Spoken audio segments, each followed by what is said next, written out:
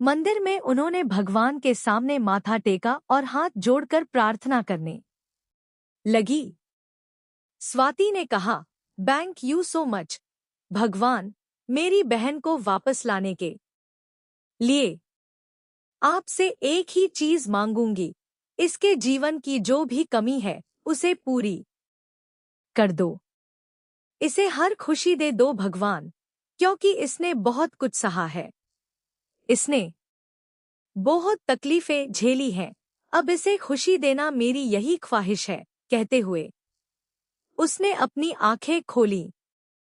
तभी उसकी नजर मंदिर के नीचे सड़क पर गई, जहां एक बूढ़ी औरत बार बार सड़क क्रॉस करने की कोशिश कर रही थी, पर कर नहीं पा रही थी और न ही उसकी कोई मदद कर रहा था। स्वाति ने एक नजर श्वेता को देखा, जो आंखें बंद कर प्रार्थना में लीन थी, और फिर वह वहां से चली गई। वहीं श्वेता ने मन ही मन कहा, जो भी हुआ उसे मैंने अपनी किस्मत मान लिया है भगवान। अब बस आप सारी खुशियां स्वाति और श्वेत को दे दो। इस लड़की ने अपनी जिंदगी श्वेत को पालने में निकाल दी। उसने खुद के बारे में नहीं सोचा। यह बहुत अच्छी माँ है और बहुत अच्छा इंसान भी। अब इसके जीवन में जो कुछ भी पीछे छूट गया है उसे वापस ले आइए। और कल शोभा आंटी की बात सुनकर मुझे भी लगा कि इसे शादी कर लेनी चाहिए, क्योंकि कब तक यह सिर्फ हमारे लिए जिएगी। इसकी जिंदगी में भी कोई हमसफर आना चाहिए जो इसे संभाले। प्रार्थना करने के बाद श्वेता ने अपनी आंखें खोलीं और भगवान के चरणों में नमन किया। उसने पलटकर देखा तो स्वाति वहां नहीं थी। यह देखकर वह घबरा गई। स्वाति, स्वाति, उसने नाम पुकारा, पर जवाब में कुछ नहीं मिला। अब श्वेता डरने लगी और उसे घबराहट होने लगी। वह अकेले रहने से डरती थी। अब वह पूरे मंदिर में स्वाति को ढूंढने लगी और सीढ़ियों से नीचे उतर आई। उसने यहाँ वहां देखा, पर उसे स्वाति कहीं नजर नहीं आई। उसी समय कुछ दूरी पर 2-3 लड़के बाइक के पास खड़े बात कर रहे थे। जब उन्होंने श्वेता को देखा तो उनकी तरफ आने लगे। उन लड़कों को अपनी तरफ आते देख श्वेता डर से कांप गई और अपने कदम पीछे लेने लगी। उसे डरा हुआ देखकर उन लड़कों के चेहरे पर शिकन के भाव आ गई और वे एक दूसरे का मुंह देखने लगे। तभी पीछे हटते हुए श्वेता किसी से टकरा गई। उसने घबराकर पीछे मुड़कर देखा तो पीछे अभिनव खड़ा था। उसे देखकर श्वेता उसके सीने से लग गई। श्वेता का शरीर कांप रहा था। उसकी हालत देखकर अभिनव भी परेशान हो गया। उसने जल्दी से श्वेता को अपनी बाहों में थामा और उन 3 लड़कों को देखने लगा। उनमें से एक लड़के ने कहा, भाई, हमने कुछ नहीं किया। यह बहुत परेशान लग रही थी, तो हम बस पूछने आए थे कि क्या कोई प्रॉब्लम है, हम कोई मदद कर सकते हैं। अभिनव ने नाम लेकर श्वेता के घबराए हुए चेहरे को देखा और उसके सिर को सहलाते हुए बोला, श्वेता, वे बस मदद करने आए थे। पर श्वेता ने कुछ नहीं कहा और अभिनव को और कसकर पकड़ लिया। उसकी घबराहट देखकर और उस लड़के की बात सुन अभिनव समझ गया कि वे लड़के बुरे नहीं थे। उसने आंखों से ही उन लड़कों को कुछ कहने की कोशिश की, पर तभी दूसरे लड़के ने श्वेता को एक नजर देख अभिनव से कहा, इट्स ओके यार, गलती इनकी नहीं है। शायद यह दुनिया ही ऐसी है। लड़कियां खुद को सेफ फील नहीं करती जब भी लड़कों को देखती हैं। अकेली होती हैं तो घबरा जाती हैं। इसमें शायद हमारी या सोसाइटी की गलती है। एंड सिस्टर, हम सच में आपसे बस यही पूछने आए थे कि आपको कुछ मदद की जरूरत है, इससे ज्यादा कुछ नहीं। इतना बोलकर वे तीनों लड़के वहां से चले गए। उनकी बात सुनकर श्वेता ने भी मुड़कर उन्हें देखा। अभिनव ने उसका चेहरा अपने सामने किया और उसकी आंखों में आए आंसुओं को पोंछते हुए बोला, तुम यहाँ अकेले क्या कर रही हो? मैं स्वाति के साथ में मंदिर आई थी, श्वेता ने अटके हुए स्वर में कहा। अभिनव ने श्वेता को वहीं पास में बेंच पर बिठाया और उससे बोला, मैं तुम्हारे लिए पानी लेकर आता हूँ। बोलकर वह जाने लगा पर श्वेता ने कसकर उसकी शर्ट पकड़ ली और घबराई नजरों से उसे देखने लगी। उसे इतना घबराया देख अभिनव की हिम्मत नहीं हुई कि वह उसे छोड़कर जाए। वह पास ही बैठ गया और श्वेता को अपने सीने से लगा लिया। श्वेता ने भी अपनी आंखें बंद कर ली और अभिनव को कसकर गले से लगा लिया। श्वेता, मैंने तुम्हें बहुत मिस किया। तुम्हारे बिना मैं जिंदा तो था पर किसी लाश की तरह रह रहा था। सांस तो अब मिली है मुझे और दिल को धड़कन महसूस हो रही है।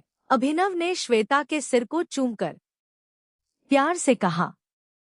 वहीं कुछ दूर खड़ी स्वाति उन दोनों को देख रही थी। श्वेता को उसकी मदद करने के बाद उसकी नजर भी श्वेता पर गई थी। वह उसके पास आई कि तभी अभिनव वहां आ गया था और वह तब से उन दोनों को देख रही थी। उन दोनों को इस तरह देख स्वाति ने खुद से कहा, क्या मैं गलती कर रही हूं? क्या मुझे अभिनव को एक मौका देना चाहिए श्वेता की जिंदगी में आने के लिए? मैंने श्वेता से वादा किया है कि उसकी हर एक खुशी उसे लाकर दूंगी और कहीं न कहीं मुझे श्वेता की खुशी अभिनव में नजर आ रही है। उसकी बाहों में उसे कितना सुकून मिल रहा है, यह साफ नजर आ रहा है। क्या करूं मैं? पर अगर अभी हमने फिर से मेरी बहन का विश्वास तोड़ दिया, उसका दिल तोड़ दिया तो कहते हुए स्वाति वहीं परेशान सी खड़ी रही। कुछ देर बाद वह उसके पास आई और उसने श्वेता का नाम पुकारा। श्वेता उसकी आवाज सुनकर हड़बड़ाई और अभिनव से तुरंत दूर हो गई। वह स्वाति के पास चली आई। अभिनव ने कहा, मैंने श्वेता को अकेला देख यहाँ पर आया था। स्वाति ने अभिनव को कुछ कहने का मौका नहीं दिया और श्वेता का हाथ पकड़कर उसे वहां से ले जाने लगी। श्वेता बार बार मुड़कर अभिनव को देख रही थी और अभिनव श्वेता को जाते हुए देख रहा था। अगला दिन शाम का वक्त। आज एक बार फिर मीडिया में शेरगिल फैमिली के बारे में चर्चा थी। शेरगिल मेंशन के बाहर रिपोर्टर्स की भीड़ थी क्योंकि आज ऋषभ शेरगिल की छोटी बहन रिया शेरगिल की सगाई इंडिया को रिप्रेजेंट करने वाले बॉक्सर ओमकार मित्तल के साथ होने वाली थी और साथ ही इंडिया के ही नहीं बल्कि लंदन के भी बेस्ट लॉयर्स विक्रम मल्होत्रा की सगाई देहरादून की जानी मानी लॉयर प्रीति के साथ होने वाली थी। इन दोनों के ही न्यूज़ मुंबई के सभी लोगों की जुबान पर थी। आफ्टर ऑल पहले बॉक्सर ओमकार का फेस रिवील होना, उसका रिलेशन रिया के साथ होना और अब विक्रम की सगाई, जहां ओमकार का चेहरा ना दिखाने पर भी वह कई लड़कियों का क्रश था। वही ऋषभ की शादी के बाद Vikram most eligible bachelor of the town और आज किसी और से सगाई करने वाला था।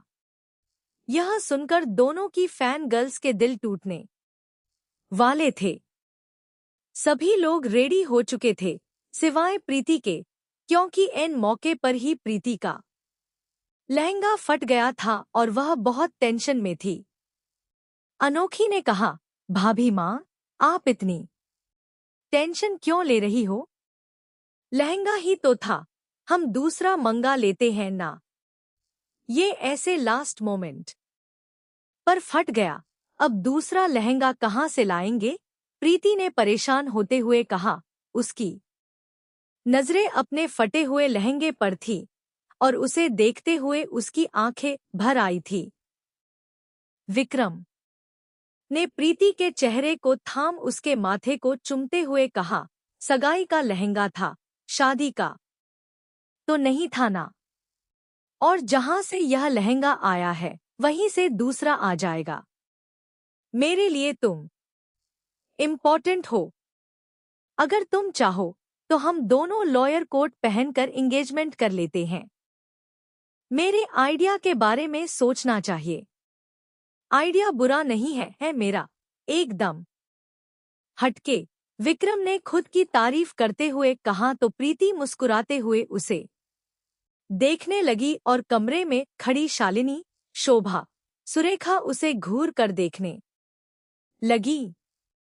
विक्रम ने कहा, क्या आप मुझे ऐसे क्यों घूर रहे हो? मैंने तो आइडिया दिया ना। तो शालिनी ने कहा, तू आइडिया मत दे, तू स्पेस दे। इस कमरे से निकल और सीधे नीचे जा। ये बकवास आइडिया लेकर आया है। शालिनी ने विक्रम का कान पकड़ उसे कमरे से बाहर निकाल दिया और उसके मुंह पर ही दरवाजा बंद कर दिया। विक्रम मुंह बनाते हुए जाने लगा पर फिर 2 कदम चलते ही वह रुका और वापस दरवाजे के पास आया। उसने दरवाजा खटखटाते हुए तेज आवाज में कहा, प्रिंसेस, अपनी भाभी माँ के लिए एक अच्छा सा लहंगा अरेंज करना। देख, अगर मेरी बीवी खूबसूरत नहीं होगी तो तेरे जल्लाद से बचाने तुझे कभी नहीं आऊंगा और तेरे किसी भी प्लान में तेरा साथ नहीं दूंगा। अपनी बात कहने के बाद विक्रम चला गया और अनोखी मुंह बनाते हुए दरवाजे को देखने लगी। फिर प्रीति, शोभा, शालिनी और सुरेखा को देखा तो सब हंस रही थी। अनोखी ने फोन निकाल कर कहा, हंसने का टाइम नहीं है, फोन करने का वक्त है। उसने फोन लगाया स्वाति को, जो अभी अपना काम खत्म कर चेंज कर रही थी। वो शॉप से निकलने ही वाली थी कि उसका फोन रिंग हुआ। अनोखी का नाम देखकर उसने 2 पल सोचा और फिर फोन उठाया। हेलो स्वाति। फोन की दूसरी ओर से अनोखी ने परेशान होते हुए और जल्दी जल्दी कहा, स्वाति दीदी, भाभी माँ का लहंगा फट गया। स्वाति ने हैरान होकर कहा, क्या? तो अनोखी बोली, अभी यह सब बताने का वक्त नहीं है। आप प्लीज एक दूसरा बहुत बहुत अच्छा सा लहंगा लेकर आ जाइए ना, प्लीज। पर मैं स्वाति कुछ सोचते हुए मना करने ही वाली थी कि अनोखी ने कहा, प्लीज स्वाति दीदी, आपको तो भाभी माँ का साइज पता है ना? आपने नोट किया था। प्लीज जल्दी से एक लहंगा अरेंज कर दीजिए ना और उसे लेकर आ जाइए। आप लेकर आएंगे तो आपको कोई रोकेगा नहीं। कोई और लेकर आएगा तो फिर सिक्योरिटी उसे चेकिंग करने लगेगी। ओके, फाइन, मैं लेकर आती हूँ, स्वाति ने कहा और फिर फोन रख दिया। कुछ सोचकर उसने श्वेता को फोन किया और उसके फोन उठाने के बाद उससे बोली, श्वेता, एक्चुअली मुझे किसी काम से शेरगिल मेंशन जाना होगा। मिस प्रीति का लहंगा फट गया है, उनके लिए दूसरा लहंगा अरेंजमेंट करना है। मुझे जल्द से जल्द वहां पहुंचना है तो मुझे आने में देर हो जाएगी। एक काम करना, तुम और श्वेत खाना खा लेना, मैं बाद में आकर खा लूंगी और प्लीज अपना और उसका ध्यान रखना। ठीक है स्वाति, हम दोनों की टेंशन मत ले, मैं ध्यान रखूंगी, श्वेता ने दूसरी ओर से कहा। स्वाति ने फोन रख दिया और शॉप के अंदर चली गई। कुछ देर बाद शेरगिल मेंशन के मेन गेट पर एक टैक्सी आकर रुकी। स्वाति ने खिड़की से बाहर अपना चेहरा निकाला और सिक्योरिटी को कुछ कहने ही वाली थी कि सिक्योरिटी ने उससे डोंट वरी, आप जा सकती हैं। हमें अनोखी मैम का कॉल आ गया था। ओके, थैंक यू, स्वाति ने कहा और ड्राइवर को अंदर चलने के लिए कह दिया। वह ड्रेस को संभालते हुए पीछे के दरवाजे से अंदर चली गई। उसे संभालते हुए ड्रेस को देखते हुए वह किसी से टकरा गई।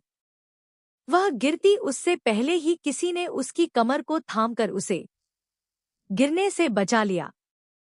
स्वाति ने चेहरा उठाकर देखा तो वह शिवाय था। उसे देख वह सीधी खड़ी हुई और उससे दूर हो गई। शिवाय ने मुस्कुराते हुए उसे कहा, लगता है किस्मत मुझ पर मेहरबान है, तभी तो तुम बार बार मेरे पास आ जा रही हो।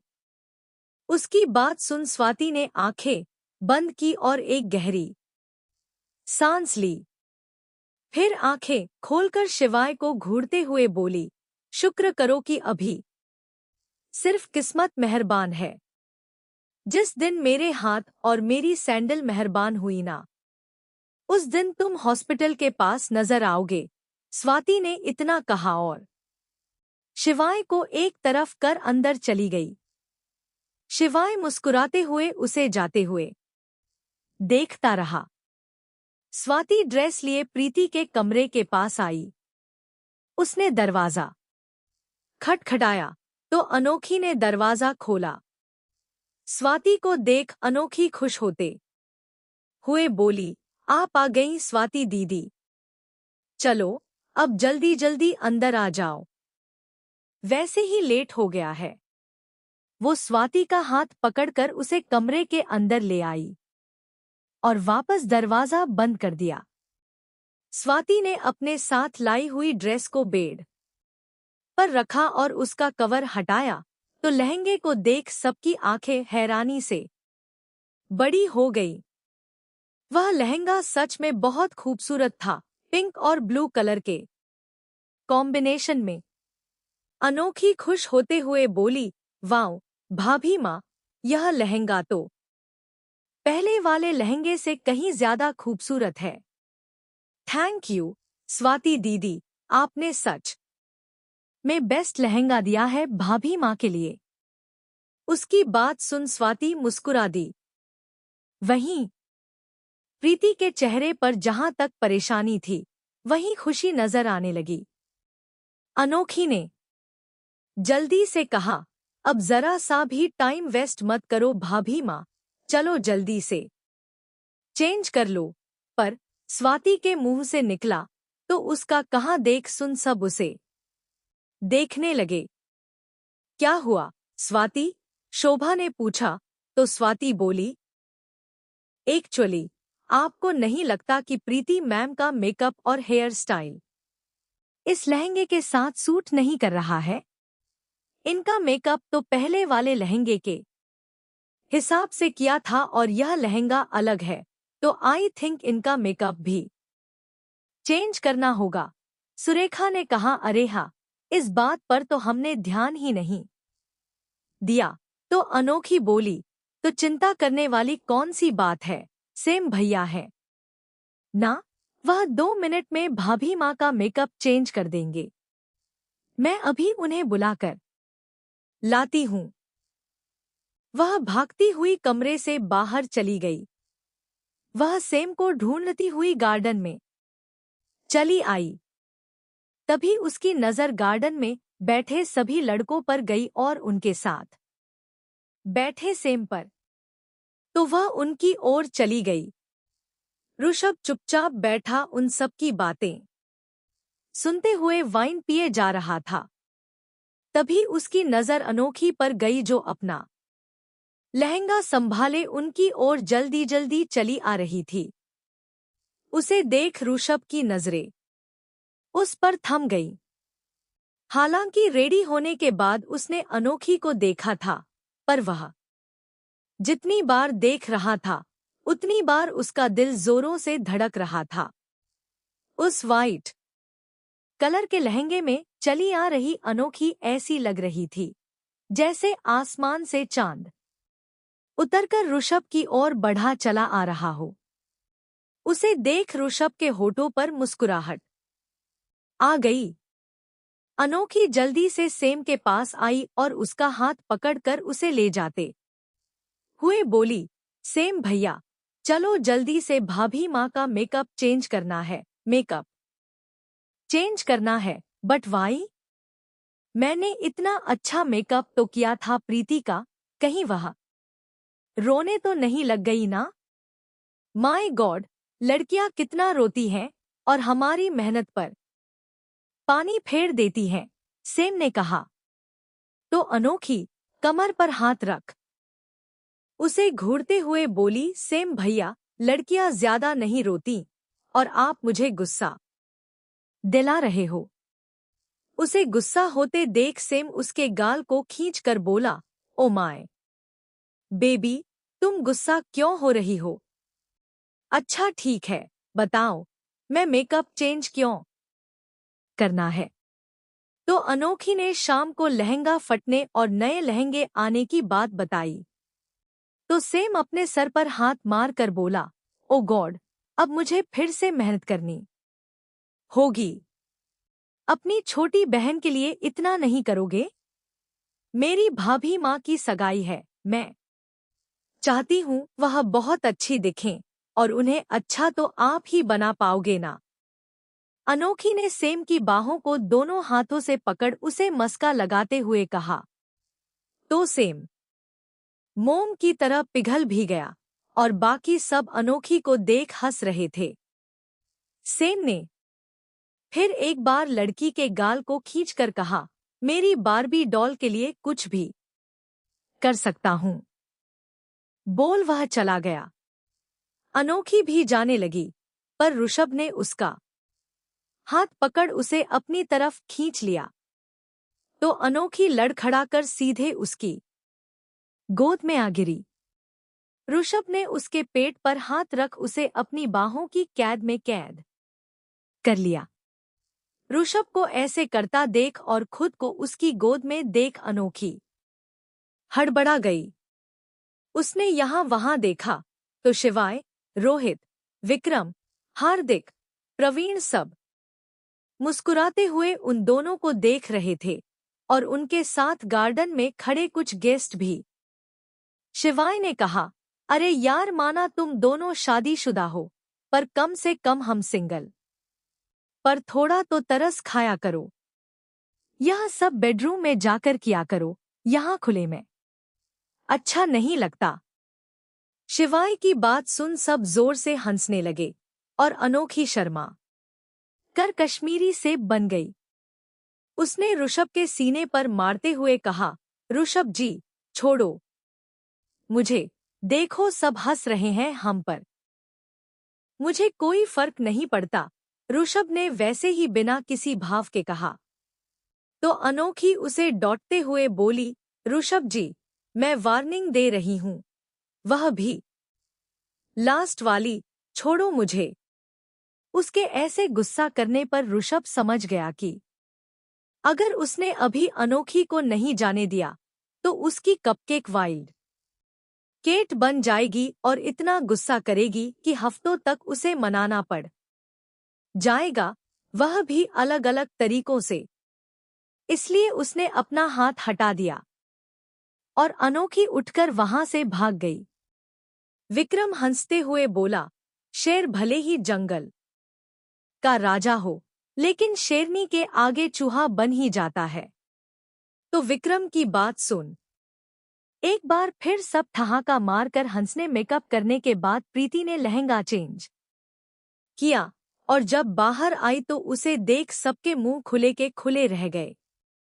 प्रीति उस लहंगे में सच में बहुत खूबसूरत लग रही थी। कुछ देर देखने के बाद स्वाति ने कहा, आई होप फिटिंग बराबर होगी। हाँ, बिल्कुल एकदम सही फिटिंग है। Thank you so much Swati, आज तुमने बहुत मदद की मेरी, वरना मैं तो टेंशन से बेहोश होने वाली थी कि न जाने क्या पहनूंगी।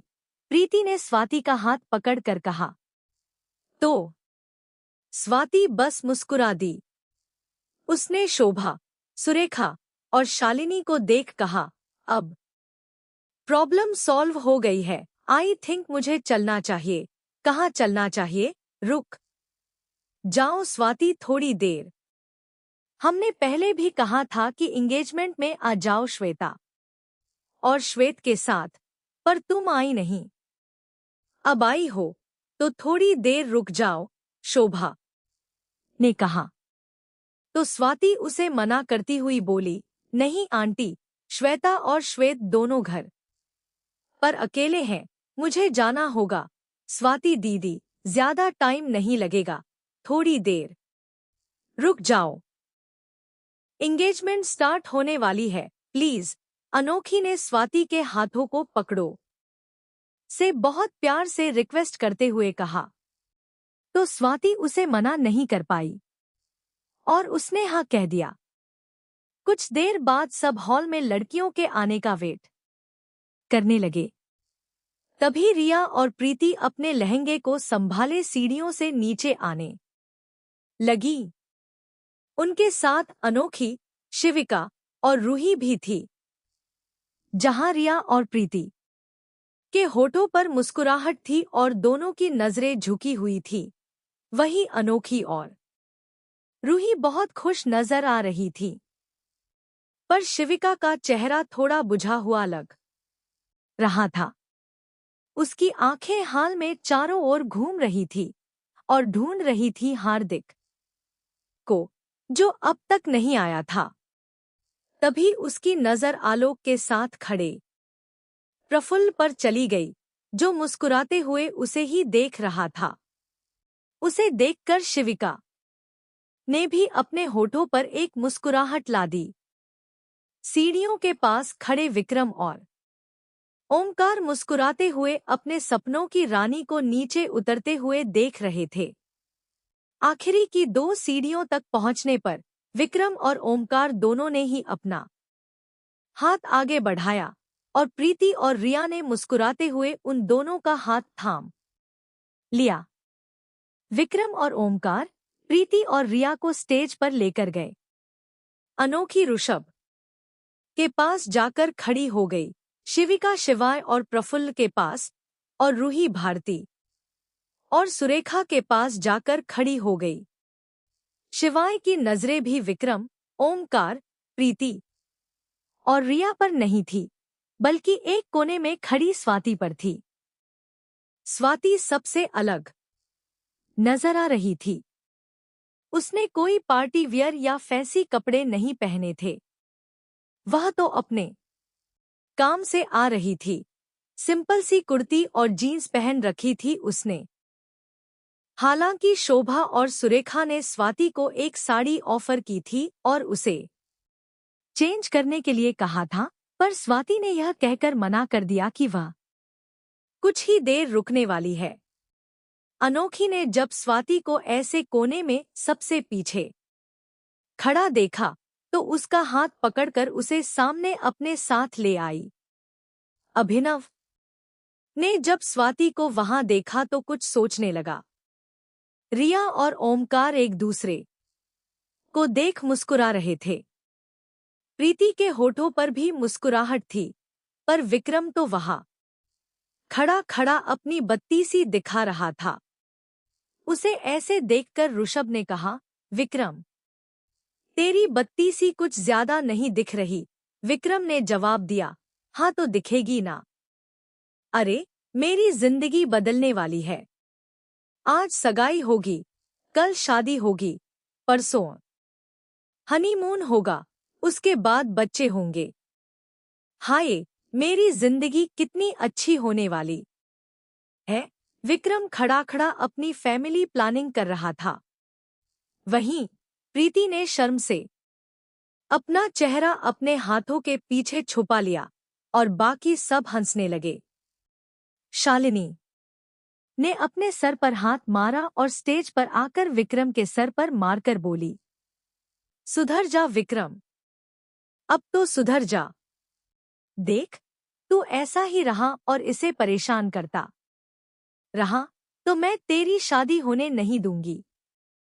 इसके साथ कहते हुए शालिनी ने प्रीति की और इशारा किया, जो अभी भी शर्म से अपना चेहरा छुपाए खड़ी थी।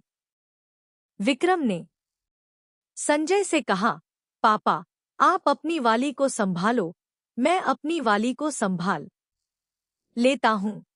कहते हुए विक्रम प्रीति के नजदीक आया और उसका हाथ पकड़कर उसके चेहरे पर से हटाते हुए बोला, अरे, इतना क्या शर्मा रही हो? मैंने तो सिर्फ कहा है, कुछ किया थोड़ी है। विक्रम, प्लीज, बस भी करो, प्रीति ने शर्माते हुए खींचकर कहा। तो विक्रम हंसने लगा और उसके साथ बाकी सब भी। वहीं ओमकार थोड़ा झुका और रिया के कान में बोला, वैसे प्लानिंग तो मेरी भी ऐसी ही कुछ है। जल्दी तुम मिसेस ओमकार बनने वाली हो तो तैयार रहना। उसके कहने पर रिया भी शर्मा गई और उसे देखकर ओमकार अस्कराते हुए बोला, अच्छा, एंगेजमेंट के बाद टेरेस पर मिलना। मुझे क्यों? रिया ने धीरे से पूछा। तो ओमकार ने कहा, अरे, अंगूठी पहन रहे हैं तो एक किस तो बनता है ना। चुप करो, रिया ने उसे फटकार लगाई तो ओमकार भी हंसने लगा। अनोखी उन दोनों जोड़ों को देखते हुए दादाजी से बोली, दादाजी, लगता है इन चारों को सगाई नहीं करनी है, रोमांस ही करना है। एक काम करते हैं, इन चारों को कमरे में भेज देते हैं, आप लोग सगाई मत करो, ठीक है? उसके ऐसे कहने पर वे चारों शर्मा गए। दादाजी बोले, अब सही तो कह रही है, यह बातें बाद में करो, पहले सगाई कर लो। और विक्रम, अगर सगाई का मुहूर्त निकल गया ना तो तू बस बत्ती सी दिखाते ही रह जाएगा, गधा कहीं का। उसे ऐसा कहते देख अनोखी हंसने लगी। तो विक्रम मुंह बनाते हुए बोला, तू क्या हंस रही है? और दादाजी, मैं अकेला गधा थोड़ी हूँ, दूसरा गधा भी तो मेरे साथ ही खड़ा है ना, उसे भी कहो चुप करो अब और सगाई करो। दादाजी उसे घूर कर देख बोले तो विक्रम ने हड़बड़ाकर कहा, अरे, खड़े खड़े देख क्या रहे हो? अंगूठी तो लेकर आओ। इन लोगों को ही सगाई करवानी नहीं है, बस टाइम वेस्ट कर रहे हैं। उसे ऐसे देखकर सब हंसने लगे। अनोखी ने एक थाली लिए स्टेज पर आई, जिसमें 4 रिंग्स रखी थी। पहले विक्रम और प्रीति ने एक दूसरे को रिंग पहनाई और फिर ओमकार और रिया ने। अनोखी ताली बजाते हुए खुशी से बोली, अब से आप मेरी रिया भाभी हुई। अनोखी ने रिया को गले लगा लिया तो रिया भी मुस्कुरा दी।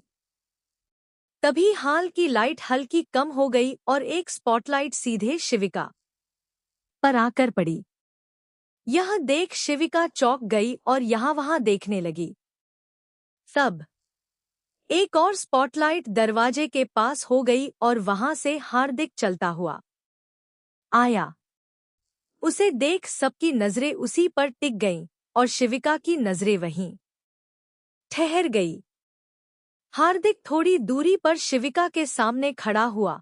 उसने माइक लिया और शिविका की आंखों में देखते हुए बोला, मानता हूं मैंने बहुत गलती की है शिविका।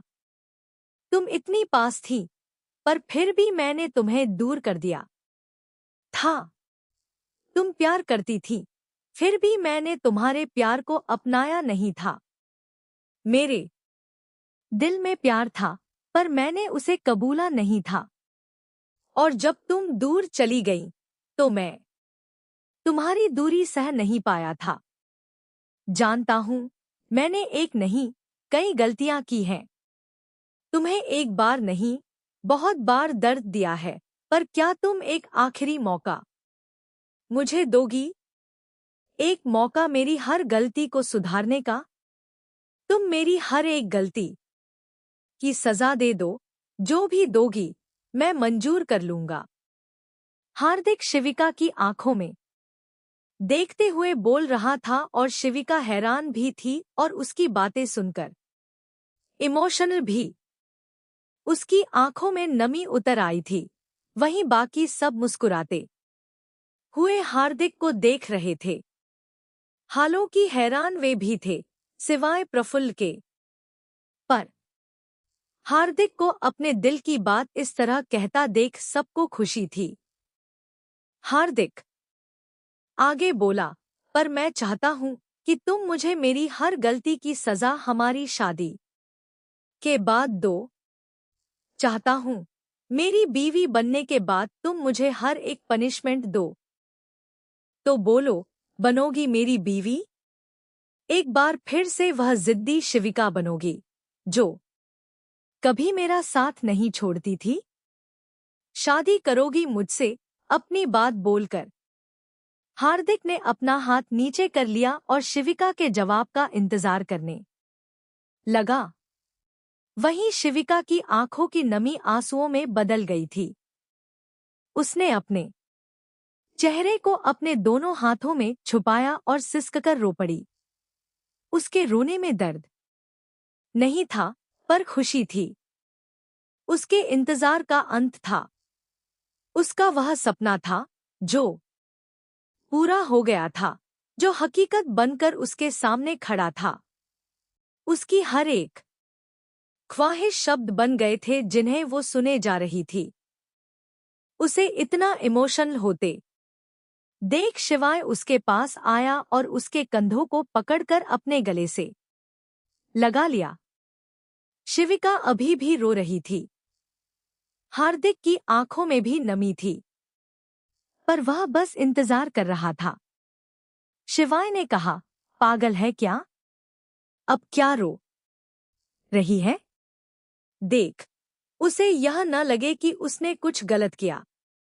और एक नंबर का फट्टू है ये हार्दिक, कहीं डर के मारे फिर से ना भाग जाएगा। शिवाय ने कहा तो सब मुस्कुरा दिए और हार्दिक और शिविका उसे घूर कर देखने लगे। शिवाय ने शिविका के आंसू पोंछते हुए कहा, चल अब जवाब दे भी दे, बेचारे को इंतजार में कहीं हार्ट अटैक न आ जाए। और अगर सच में आ गया तो इस डॉक्टर की सर्जरी कौन करेगा? शिवाय के कहते ही शिविका ने जोर से उसके सीने पर मुक्का मारा तो शिवाय हंस पड़ा। उसने शिविका को खुद से दूर किया और एक कदम हार्दिक की ओर बढ़ा दिया। हार्दिक मुस्कुराते हुए उसकी आंखों में इंतजार लिए उसके जवाब का इंतजार कर रहा था। और शिविका की आंखों से आंसू बह रहे थे। उसने कुछ कहने के लिए अपना मुंह तो खोला,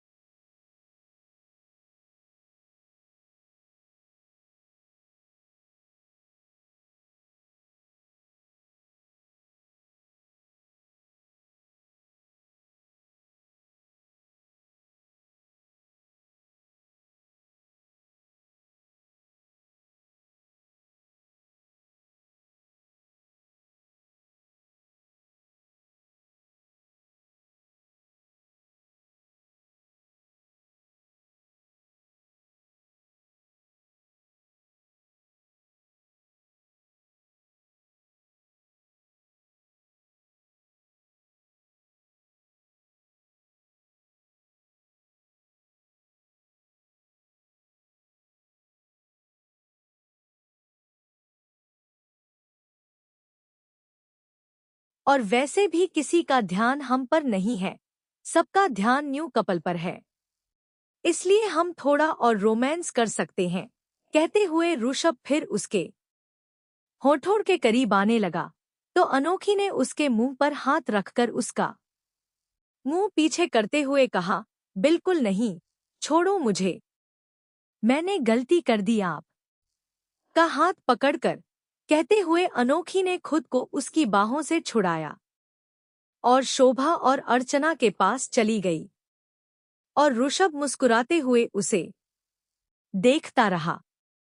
विक्रम ने ऋषभ को देखकर कहा, अबे यार, तेरा तो अलग ही चलता रहता है।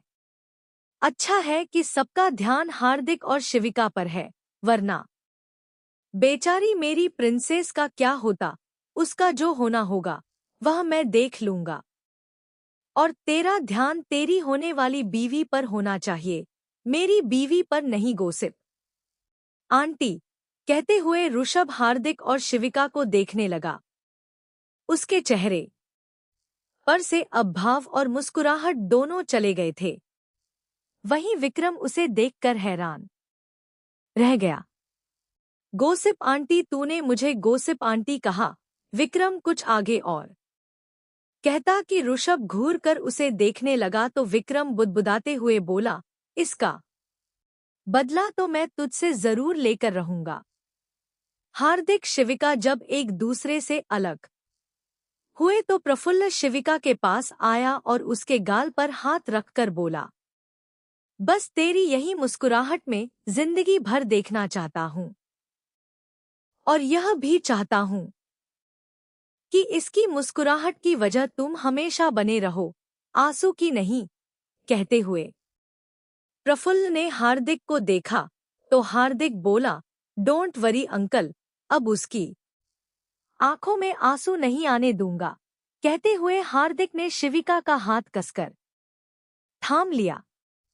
तब प्रफुल्ल ने कहा, अंकल नहीं, पापा बोल कह देता तो मैं कब की तुम दोनों की शादी करवा चुकी होती। आपने तब नहीं कहा, आप तो अब कह रही हैं। रोहित ने दर्द सहते हुए कहा तो सुरेखा ने रोहित का कान छोड़ दिया। रोहित के कान को छोड़ने के बाद सुरेखा रूही के पास आई। उसने रूही को भारती से अलग किया और उसका चेहरा उठाकर उससे पूछा, रूही, क्या तू इस घर के दूसरे गधे से शादी करने वाली है? वैसे मैं चाहती हूँ तू हाँ कह दे, क्योंकि मैं तुझे अपनी बहू के रूप में तो बचपन से देखना चाहती थी। तो बता, करेगी मेरे इकलौते गधे से शादी? रूही की नजरें शर्म से झुक गईं। उसने मुस्कुराते हुए धीरे से अपना सिर हिला दिया। तभी रोहित चिढ़कर तेज आवाज में अपने पैर को पटकते हुए बोला, अरे यार, मतलब मुझे प्रपोज तो करने दो, मुझे पूछने दो ना उससे शादी के लिए। आप खुद ही पूछ रहे हो, ठीक है, शादी पर खुद ही कर लेना। उसके ऐसे बच्चों वाली कंप्लेंट और उसके पैर पटकने से चिढ़े हुए चेहरे को देख सबकी हंसी छूट गई। ऋषभ ने मुस्कुराते हुए अपने मन में सिर हिलाते हुए कहा, एक से एक नौटंकी भरे पड़े हैं मेरे घर में, ड्रामेबाजों की कमी नहीं है यहाँ। ठीक है बाबा, हट जाओ सब लोग, रूही के सामने से करने दो इसे भी प्रपोज। दादाजी हंसते हुए बोले तो सुरेखा रूही के सामने से हट गई। रोहित ने पहले तो सबको एक नजर घुरकर देखा अपने प्रपोजल को बिगड़ने के लिए, और फिर अपने कपड़ों को ठीक करते हुए रूही के पास आया। वह अपने घुटनों के बल बैठा और उसने अपनी जेब से एक रिंग का बॉक्स निकाला। उसने जैसे ही बॉक्स खोला, रिंग बॉक्स की लाइट ऑन हो गई और उसमें रखा एक डायमंड रिंग चमकने लगा। रूही मुस्कुराते हुए रोहित को देख रही थी, बाकी सब भी। रोहित ने 2 पल उसकी आंखों में देखा और उससे बोला, कह देता तो मैं कब की तुम दोनों की शादी करवा चुकी होती। आपने तब नहीं कहा, आप तो अब कह रही हैं। रोहित ने दर्द सहते हुए कहा तो सुरेखा ने रोहित का कान छोड़ दिया। रोहित के कान को छोड़ने के बाद सुरेखा रूही के पास आई। उसने रूही को भारती से अलग किया और उसका चेहरा उठाकर उससे पूछा, रूही, क्या तू इस घर के दूसरे गधे से शादी करने वाली है? वैसे मैं चाहती हूँ तू हाँ कह दे, क्योंकि मैं तुझे अपनी बहू के रूप में तो बचपन से देखना चाहती थी। तो बता, करेगी मेरे इकलौते गधे से शादी? रूही की नजरें शर्म से झुक गईं। उसने मुस्कुराते हुए धीरे से अपना सिर हिला दिया। तभी रोहित चिढ़कर तेज आवाज में अपने पैर को पटकते हुए बोला, अरे यार, मतलब मुझे प्रपोज तो करने दो, मुझे पूछने दो ना उससे शादी के लिए। आप खुद ही पूछ रहे हो। ठीक है, शादी पर खुद ही कर लेना। उसके ऐसे बच्चों वाली कंप्लेंट और उसके पैर पटकने से चिढ़े हुए चेहरे को देख सबकी हंसी छूट गई। ऋषभ ने मुस्कुराते हुए अपने मन में सिर हिलाते हुए कहा, एक से एक नौटंकी भरे पड़े हैं मेरे घर में। ड्रामेबाजों की कमी नहीं है यहाँ। ठीक है बाबा, हट जाओ सब लोग रूही के सामने से करने दो इसे भी प्रपोज। दादाजी हंसते हुए बोले। तो सुरेखा रूही के सामने से हट गई। रोहित ने पहले तो सबको एक नजर घुरकर देखा अपने प्रपोजल को बिगड़ने के लिए, और फिर अपने कपड़ों को ठीक करते हुए रूही के पास आया। वह अपने घुटनों के बल बैठा और उसने अपनी जेब से एक रिंग का बॉक्स निकाला। उसने जैसे ही बॉक्स खोला, रिंग बॉक्स की लाइट ऑन हो गई और उसमें रखा एक डायमंड रिंग चमकने लगा। रूही मुस्कुराते हुए रोहित को देख रही थी, बाकी सब भी। रोहित ने 2 पल उसकी आंखों में देखा और उससे बोला, रूही, बचपन में की गई अपनी उस गलती के लिए मैंने तुम्हारी उस गुड़िया से 1000 बार माफी मांगी है। तुमसे मिलने के बाद तुमसे भी मैंने सॉरी कहा, अपनी गलती मानी, तुमने मुझे माफ भी किया और अपने प्यार का इजहार भी। पर अब मैं चाहता हूं कि तुम भी कुछ गलतियां करो, मैं थोड़े नखरे दिखाऊं और तुम मुझे मनाओ। उसकी यह लाइन सुन रूही का मुंह बन गया और सब रोहित को घूर कर देखने लगे। शिवाय ने कहा, अबे तू प्रपोज कर रहा है या फिर किसी फिल्म एक्ट्रेस की तरह ड्रामा कर रहा है? नहीं, मैं ये सीन नहीं करूंगी। आपको मेरे लिए ऐसा करना होगा वैसा करना होगा। बोल। शिवाय हंस दिया तो बाकी सब भी हंस दिए। तू चुप कर, मैं कर रहा हूं ना प्रपोज, मुझे करने दे। रोहित ने डांट कर शिवाय को चुप कराया और फिर वापस से रूही को देखकर बोला, देखो, तुम इन सब की बातों पर ध्यान मत देना, मैं तुम्हें प्रपोज ही कर रहा हूं।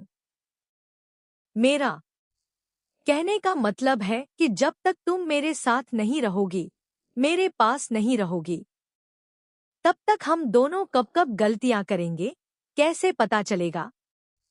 फिर एक दूसरे को मनाने के लिए पहले तो घर से छुप छुप कर निकालना पड़ेगा और घर के बाहर मनाना पड़ेगा। मैं चाहता हूं तुम मुझे बेडरूम में ही मना लेना। रोहित, अब अगर आगे कुछ भी कहा ना तो कसम से प्रपोज गया भाड़ में, मैं तुम्हारा सर फोड़ दूंगी। रूही ने चिल्लाते हुए कहा। शर्म से उसके गाल लाल हो गए थे। रोहित हंसते हुए बोला, बस यही शर्म से लाल हुआ चेहरा मैं जिंदगी भर देखना चाहता हूं। बस, पर यह लाली सिर्फ गालों पर ही नहीं बल्कि तुम्हारी मांग में भी चाहता हूं, जो मेरे नाम की हो। तो बोलो, दोगी मुझे इजाजत अपनी मांग भरने का? उसे ऐसा कहते हुए सुनकर रूही पिघल सी गई। उसने सिर हिलाकर रोहित के चेहरे को अपने हाथ में थाम कर कहा, हाँ, मैं तुम्हें इजाजत देती हूँ मेरी जिंदगी में वापस आने का, सिर्फ मेरा बनकर रहने का और मेरे पति के रूप में मेरे साथ रहने की इजाजत देती हूँ मैं तुम्हें। Yes, thank you so much, thank you so much मेरी जान, मेरी आलू। कहते हुए रोहित ने कसकर रूही को गले से लगा लिया और उसके गाल को चूम लिया। तो रूही ने एक घूंसा उसके पेट में मारा और उससे अलग हो गई। शर्म से उसकी नजरें झुकी जा रही थी। रोहित की बातें और हरकतें वह भी सबके सामने।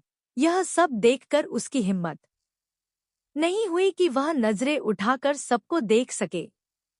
तभी दादाजी ने अपनी छड़ी उठाई और रोहित की पीठ पर हल्के से मारा, तो रोहित पीठ सहलाते हुए उन्हें देखने लगा। दादाजी फिर उसे छड़ी दिखाकर बोले, देख रहा हूं, बहुत बेशर्म हो गया है तू। अब 50 अंगूठी पहना, बिना कच कहे, वरना पड़ेगी एक। और वह भी इस बार जोर की, हाँ हाँ, पहनता हूं ना, डांटते क्यों हो। कहते हुए रोहित ने बॉक्स में से अंगूठी निकाली और रूही को पहनाने ही वाला था, पर फिर रुक गया और कुछ सोचकर अजय से बोला, पापा, एक अंगूठी दो ना। क्या? पर क्यों? अरे, अब यहाँ 3-3 एंगेजमेंट हो गई हैं। आपने सुना नहीं क्या? 3 तिगड़ा, काम बिगड़ा। तो मैं तो रूही को अंगूठी पहना रहा हूं, तो लगे हाथों रूही भी मुझे अंगूठी पहना दे और हमारी भी एंगेजमेंट हो जाए, तो 3 कपल नहीं होंगे ना, 4 कपल हो जाएंगे और फिर कोई गड़बड़ नहीं होगी। रोहित के कहने पर सब हंसने लगे और रूही ने अपना माथा पीट लिया। संजय ने हंसते हुए कहा, बात तो रोहित ने एकदम सही कह दी। ला भाई, कोई इसके लिए भी अंगूठी ले आओ, वरना यह खुद ही चला जाएगा। लेकर आती हूं, सुरेखा ने कहा और चली गई।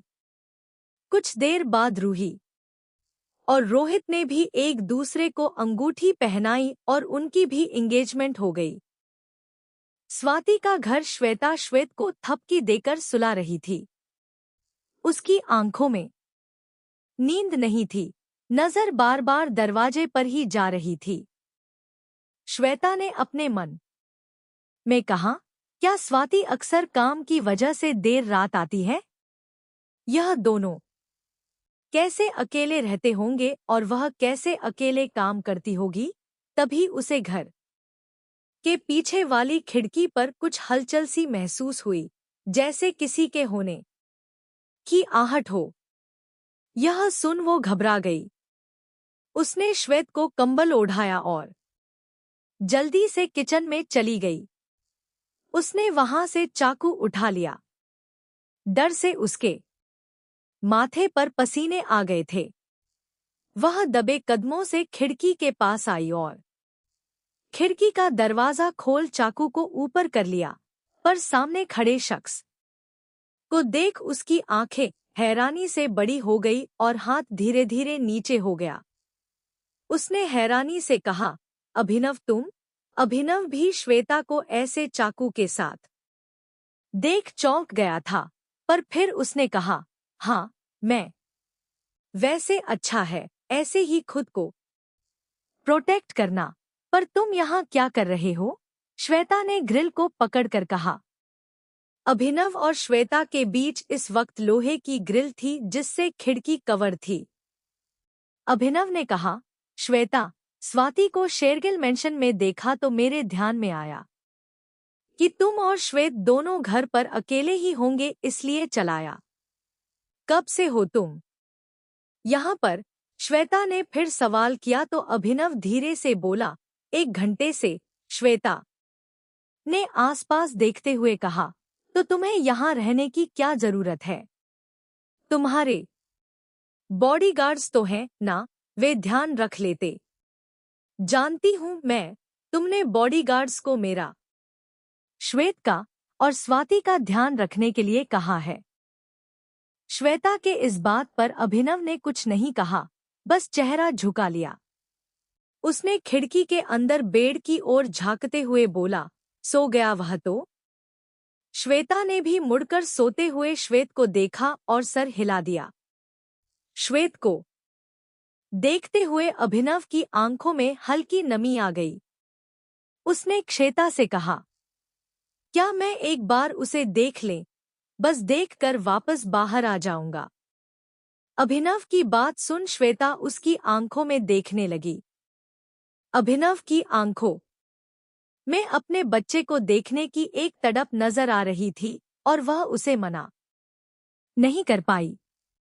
उसने अपना सर हिलाया तो उसकी हामी देख अभिनव के होठों पर मुस्कुराहट आ गई। श्वेता ने धीरे से दरवाजा खोला और अभिनव घर के अंदर आया। वह धीमे कदमों से बेड की ओर बढ़ा और सोते हुए श्वेत को देखने लगा। उसे देखते ही अभिनव के होठों पर मुस्कुराहट आ गई और उसके हाथ श्वेत के बालों को सहलाने लगे। उसे पता ही नहीं चला। उसने मुस्कुराते हुए कहा, श्वेता, हमारा बेटा, हमारे प्यार की निशानी, कहते हुए उसने धीरे से श्वेत का माथा चूम लिया। वहीं श्वेता उन दोनों के पास खड़ी अभिनव की बात सुन रही थी और उन दोनों को देख रही थी। उसकी आंखों में भी आंसू आ गए थे। जब उसने सुना था कि वह मां बनने वाली है, वह बहुत खुश हुई थी। उसने बिल्कुल ऐसे ही सोचा था कि जब अभिनव को पता चलेगा कि वह पापा बनने वाला है, तो वह भी उतना ही खुश होगा जितना वह खुश हुई थी। वह भी अपने बच्चों से प्यार करेगा जितना वो करेगी। पर दोनों की किस्मत में यह लिखा ही नहीं था। ना श्वेता उसे प्यार कर पाई, पाल पाई, उसे बड़ा होते देख पाई, और ना ही अभिनव ऐसा कुछ कर पाया। श्वेत के माँ बाप दोनों ही बस स्वाति बनकर रह गए थे। अभिनव ने श्वेता को देखा और उसे गले लगाकर बोला, I am sorry Shweta, I am really really sorry. मैं सोच भी नहीं सकता तुम कितना तड़पती होगी। जिस वक्त तुम्हें मेरी सबसे ज्यादा जरूरत थी, उसी वक्त मैं तुम्हारे पास नहीं था। I am really sorry. ना जाने तुमने क्या क्या सहा होगा। तभी श्वेता अभिनव को खुद से दूर कर रोते हुए बोली, अभिनव, मुझे मेरी बीती जिंदगी के बारे में ना बात करनी है, ना उसे याद करना है। प्लीज मुझे इस बारे में कोई बात मत करो। उसकी बात सुन अभिनव फिर उससे 2 कदम दूर हो गया। उसने अपनी आंखों के आंसू पोंछे और श्वेता से बोला, ठीक है श्वेता, आई एम सॉरी। तुम सो जाओ, मैं बाहर ही हूँ। Don't worry. स्वाति जब तक नहीं आई तब तक नहीं जाऊंगा, बोल अपना घर से चला बाहर निकल गया और श्वेता ने कमरे का दरवाजा बंद कर दिया और वहीं दरवाजे से लगकर जमीन पर बैठ गई। उसने खुद से कहा, मत करो अभिनव ऐसा मेरे सामने, इस तरह मत बिखरो। मैं खुद को नहीं संभाल पाऊंगी तुम्हें इस तरह टूटा हुआ देखकर। मैं वो श्वेता नहीं रही जिस से तुम प्यार करते थे। मैं तो उन कांच के टूटे टुकड़ों की तरह हूं जिसे तुम छूना चाहोगे तो जख्म तुम्हें ही लगेगा, दर्द तुम्हें ही होगा। मैं तो टूट कर भी बिखर चुकी हूं। अब मैं नहीं चाहती कि मेरी वजह से तुम भी बिखर जाओ। शेरगिल मेंशन एंगेजमेंट के बाद सभी अपनी पार्टी में लगे थे। म्यूजिशियन एक रोमांटिक सॉन्ग प्ले कर रहा था। इस पर कपल्स डांस कर रहे थे। प्रवीण और शनाया जो एक साइड बैठे थे, सभी कपल्स को डांस करता हुआ देख रहे थे। प्रवीण ने शनाया का हाथ पकड़ उसकी हथेली चूमते हुए कहा, शनाया, क्या तुमने कभी सोचा है कि हम दोनों भी ऐसे ही एक दिन अपनी जिंदगी के इस खूबसूरत मोड़ पर पहुंचेंगे जहां सब कुछ बस एक सपने जैसा लगेगा? शनाया ने हल्की सी मुस्कान दी और कहा, प्रवीण, मैं इस सपने को हर दिन जीती हूं। जब तुम मेरे साथ होते हो तो लगता है कि सब कुछ पॉसिबल है। तुम मेरे लिए सब कुछ कर सकते हो प्रवीण। ये तुम्हारी कोशिश और मेहनत ही है जिस वजह से मैं, तुम और हमारा बच्चा साथ है। प्रवीण ने शनाया की बात सुनते ही उसे और करीब खींच लिया। उसने शनाया की आंखों में गहराई से देखा और कहा, ये तुम्हारा साथ और तुम्हारा इंतजार था Shanaya. I love you so much. अब बस हमारा बेबी इस दुनिया में आ जाए तो हम दोनों का इंतजार खत्म होगा। तभी म्यूजिशियन ने एक धीमा और मधुर गाना बजाना शुरू किया, जिसने माहौल को और भी रोमांटिक बना दिया। प्रवीण ने शनाया का हाथ थामा और धीरे धीरे उसे डांस फ्लोर की ओर ले गया। दोनों ने एक दूसरे की आंखों में खोए हुए धीमे कदमों से डांस करने लगे।